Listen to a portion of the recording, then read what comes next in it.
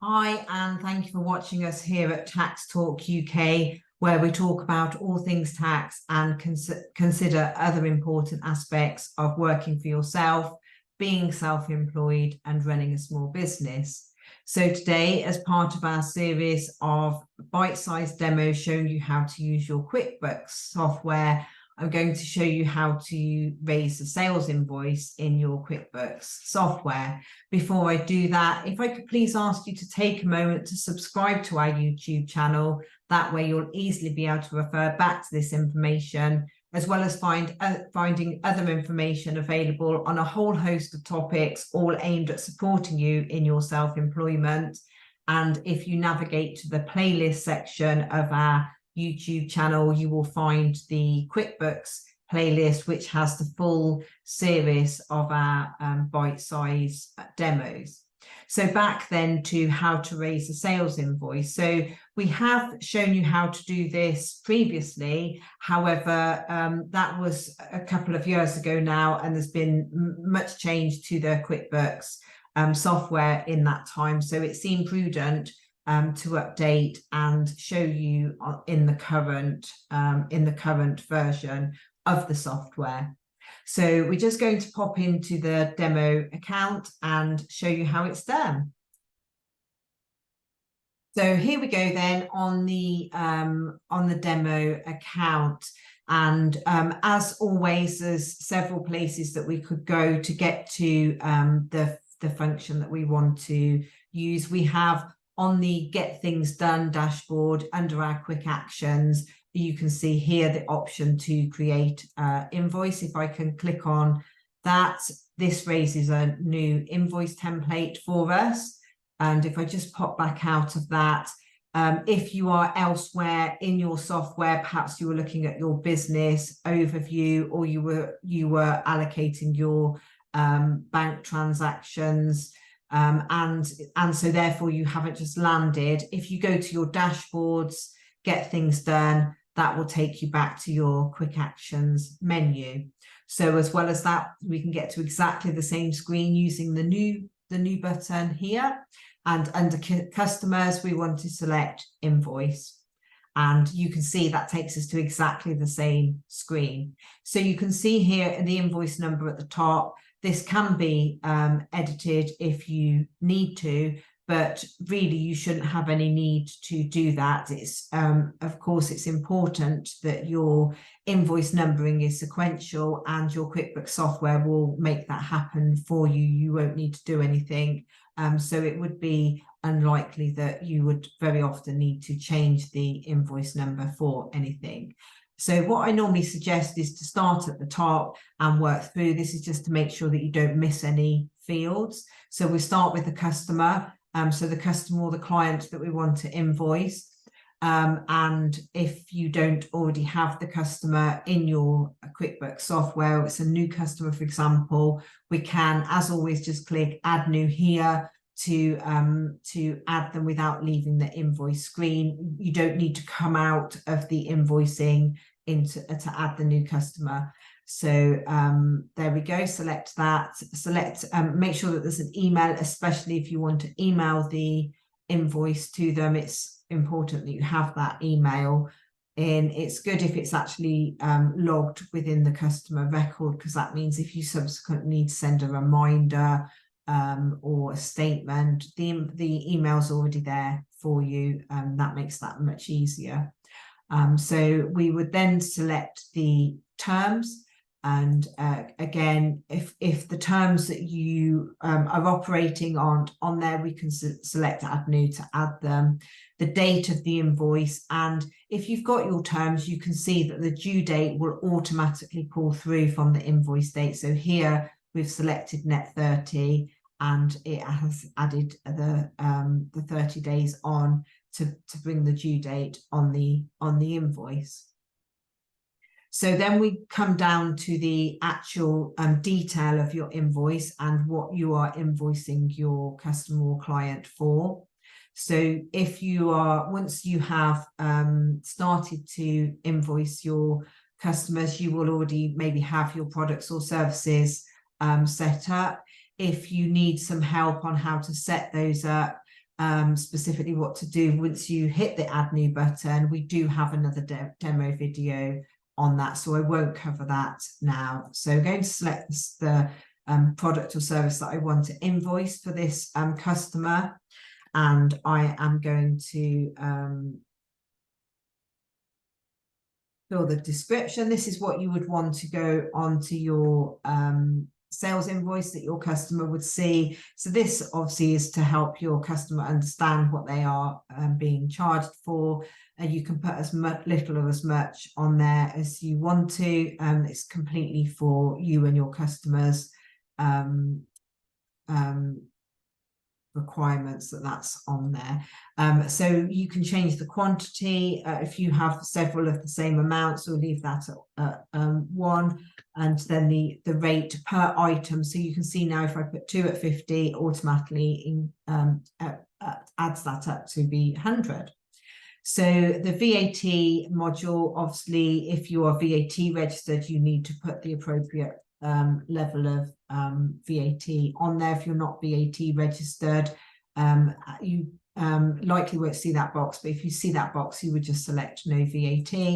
And so I'm going to put 20% on here. You can use this box down here to add a message to the invoice. So this would be something specific really to this invoice, because if it's a message, for example, if you wanted to put bank details on there, or thank you for your custom, for example, some generic message that you want to go on all invoices, then you would add this to the template invoice. You wouldn't need to keep retyping that. So this message box here is specifically for that invoice. And so you can see now that it's added the VAT on to give us the total, the balance due. If there's any payments on account from that customer previously, then it will, once it's allocated, it will show the balance due less those.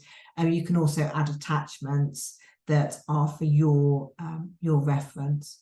So now we've filled all of the screens in that we need to, and just to mention here, amounts are exclusive of VAT or inclusive. So you can see that the default here was to be exclusive. You can change that in the settings if you need to. And so that means that we are here having the net amount and adding the VAT on. If I change that to inclusive of VAT, then that changes to £120 gross with £20 inclusive.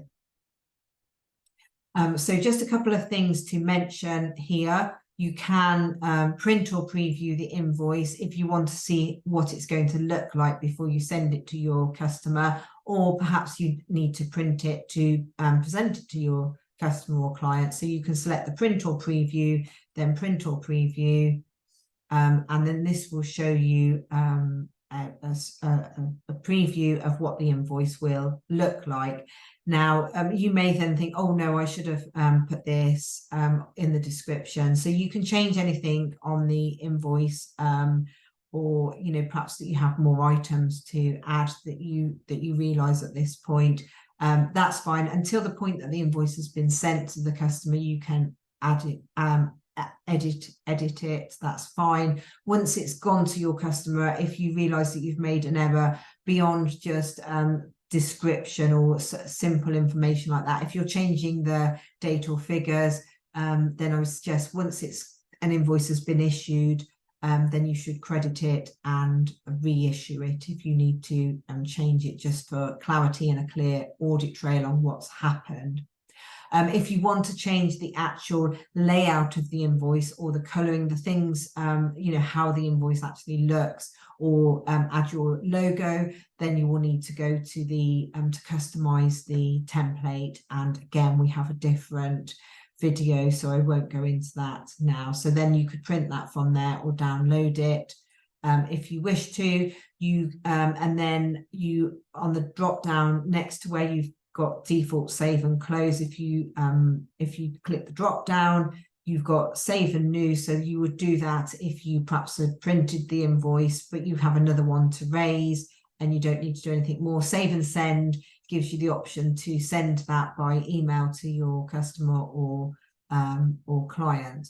So just one other thing that I wanted to show you on the sales invoice is the ability to make this recurring. So say, for example, that this item is something that you invoice your customer for on, say, a monthly basis, then you can actually, within the software, you can make this invoice recurring, which automates some of that process for you, stops you forgetting to send the invoice, do it automatically for you. So if we select make recurring, then it will default to the template name will be for the customer. So you might want to call this what it's for. So you could put customer monthly sale, something so that you can identify if you need to amend it. And I will show you shortly how you can get back to this if you need to, and then you will see the need to make sure the template name is something that you recognize.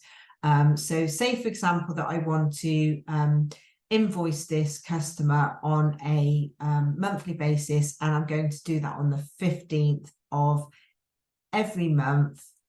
And here you can see create how many days in advance. So perhaps I only want that invoice to go out on the 15th, but perhaps I want it to go the day before so the customer gets it on the 14th. And then I can also select the option to automatically send emails. So this means that you literally, the email will be raised and sent to your customer without you even seeing it.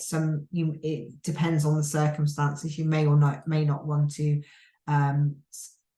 opt for that. So let's say that we're going to start that from the 15th of this month.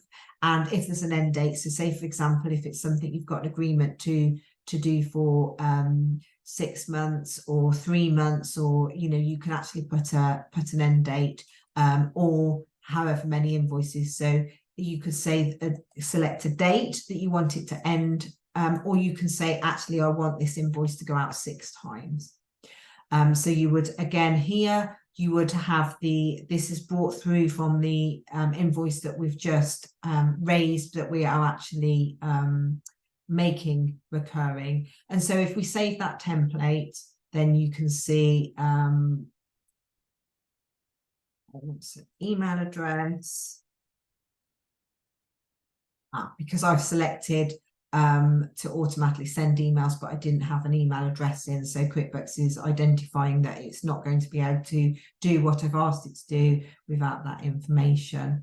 So, so now I've saved that template. So now that invoice will go out to our customer on a monthly basis for 6 months as we set it up. Now, say, for example, if halfway through we decide that, oh, actually the price has changed, or we want to extend it, it needs to go for 9 months, not 6 months, for any reason, if we go to the cog settings here on the right hand side of our screen and select recurring transactions, and then you can see here this is going to show us all of our recurring transactions. We don't have very many here, so we don't need to filter that. So you can see here, this is where I said it's important that you select the template name as something that's recognizable for you. So if you've got a whole list, you need to be able to easily identify that. And we could simply edit,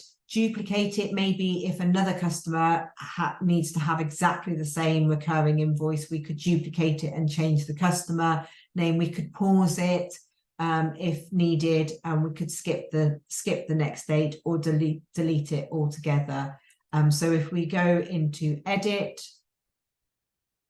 then that takes us to exactly the same screen, and you can edit and whatever it is that you need to do. So just a quick mention on credit notes. I did touch on those, and we will run a specific video for a credit note demo, but it's exactly the same way to enter the screen for the credit note. And once that comes up, you can see that it's exactly the same field. So actually, once you know how to do an invoice, and raising a credit note is fairly simple. And just to mention, if you are in credit notes, it's important. It does say at the top that whether you're in a credit note or an invoice, because much as it's really handy that the screens are similar, we also do have the issue that does mean that it's really easy to carry on in the wrong screen. So just a sort of word of caution on that. So hopefully this has helped you to be able to raise your sales invoices in your QuickBooks software and understand the different functions that you have available in there. Thank you very much for watching, and please do remember to subscribe to the channel. Goodbye.